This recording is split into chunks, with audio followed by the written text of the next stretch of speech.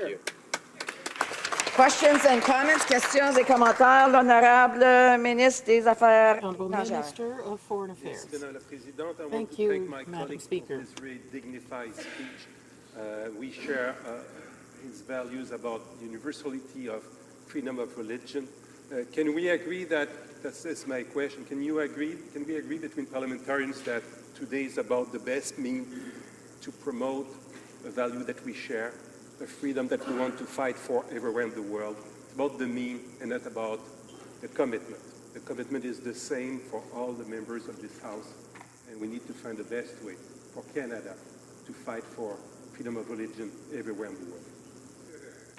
The honourable member from Sherwood Park, Fort Saskatchewan. Madam Speaker, I am not willing to guarantee at all that this debate is merely about the means. If you look at the mandate letter that the Minister for Foreign Affairs was given, it makes absolutely no mention of religious freedom. And we hear more verbal support for the idea of religious freedom after our party has continually been raising this issue in the House. But again, no mention of it whatsoever in the mandate letter. Now, if the government intends to kill this office on the basis that we can do it another way, I would humbly ask them to acknowledge the incredible good work that this office is already doing. And if this office is working to do such good work, then what other possible explanation could there be for the government killing it than a lack of commitment to the underlying objectives? Questions and comments, questions et commentaires. The honourable member for Sarnia. Thank you, Madam Speaker, and I would like to thank the member for an excellent speech and for standing up for religious freedom in our country. My question is on his point about the importance of having this additional office. As the chair for status of women, I would say that everyone in the House agrees that women's equality is a value that we share. But in order to get the progress needed, we've created a committee that's going to do additional work. And even beyond that, when pay equity came up as a topic, even though it could have been addressed by status of women, an extra committee was put in place because of the need to make that additional progress at speed. So my question for the member is, could he comment on that in relation to the work that's needed to be done in the Office of Religious Freedom? I just want to acknowledge that I should have mentioned Sarnia Lambton. I'm sorry. The honourable member for Sherwood Park, Fort Saskatchewan. Thank you, Madam Speaker. It's an excellent point by the member, and I want to salute the good work she's doing in the areas she discussed. Of course, we know that discrimination against women is interconnected with other kinds of challenges and prejudice that may exist. It may have a relationship to issues of poverty in certain cases, issues of racial and cultural prejudice as well. But that doesn't mean that we don't focus on discrimination against women as a distinct area, recognizing those interconnections, but that we still need a focus on it as part of the broader picture. And the same point goes for freedom of religion. Of course, there is an interconnection between different kinds of threats to fundamental human rights. Of course, that is certainly the case. But actually having the expertise, having the capacity within the Department of Global Affairs to understand the role that religious persecution plays as well is of great importance. Questions and comments, questions et commentaires. The honourable member for Winnipeg North. Yes, thank you, Mr. Speaker. Madam Speaker, I'd like to follow up what the Minister of Foreign Affairs has so eloquently put forward to the member, and that is in regards to Canadian values. We recognize the importance of freedom of religion and freedom of thought. This is something that we believe in wholeheartedly.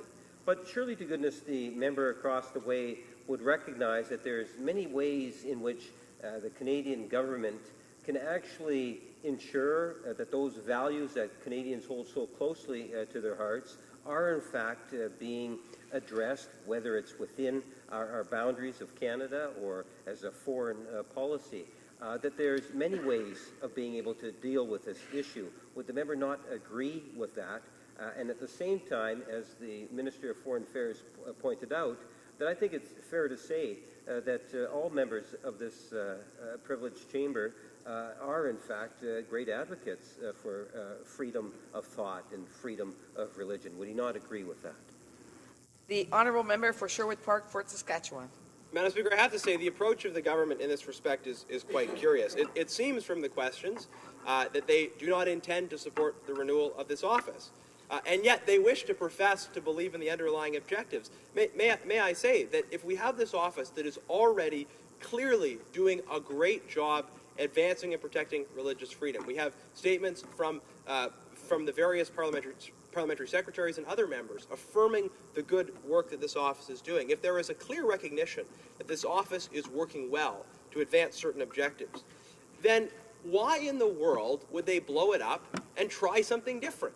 I mean, if they really care about the underlying objectives, doesn't it just make basic sense? If it isn't broken, don't fix it. If it's working well now, why put all those that are involved in this area through this process of, okay, we're going to tear it down and we're going to experiment with some different structure? Just let the office continue doing the good work it's doing. And if the government isn't willing to do that, if they aren't willing to simply allow the office to continue doing its work, if they're not willing to avoid reinventing the wheel when there clearly is no need to do so, then we have to ask, yes, about what their underlying reasoning is. No mention of religious freedom in the mandate letter to the Minister of Foreign Affairs. We don't hear the government talk about religious freedom except when they are asked about it in question period and in motions like this. So it's just not clear to me why the government is not supporting the renewal of an office that, again, is doing work that's working very well. Questions and comments? Questions et commentaires. The honourable member for Portage-Lisgar. Thank you very much, Mr. Speaker. And I mean, we've just begun this debate, and it does seem to be clear already that the government won't be supporting this motion. And in effect, we would take that to give the signal that they won't be supporting continuing the Office of Religious Freedoms. And I wanted to ask my honourable colleague, who is supporting this motion, obviously, and backing it. What does he think would be the outcome if this office is ended? Certainly the funds is $5 million. The amount of money isn't a huge amount, especially when the government's thinking of running 30 billion plus deficits. It's not about the money.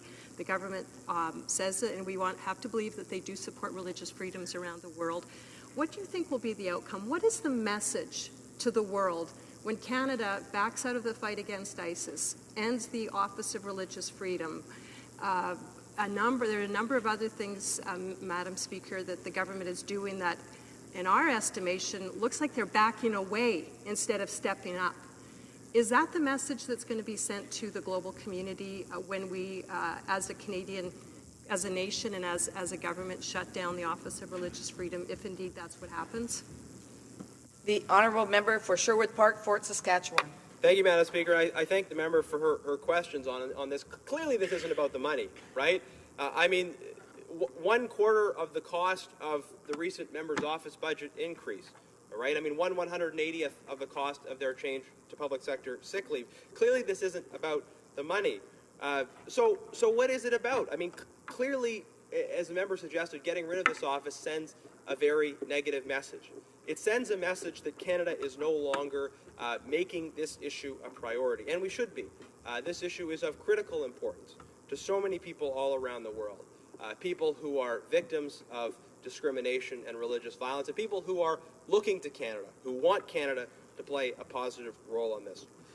It's disappointing. I mean, it sends a bad message in terms of the optics of it, but it also makes it very difficult for those who are working on specific projects in this area which need our involvement.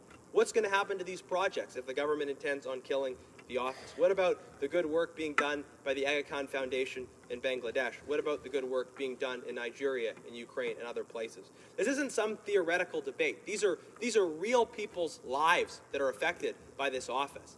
These are real suffering people that need the benefit of this work that over the long term is helping to build pluralism. And the government talks a good game about diversity and pluralism.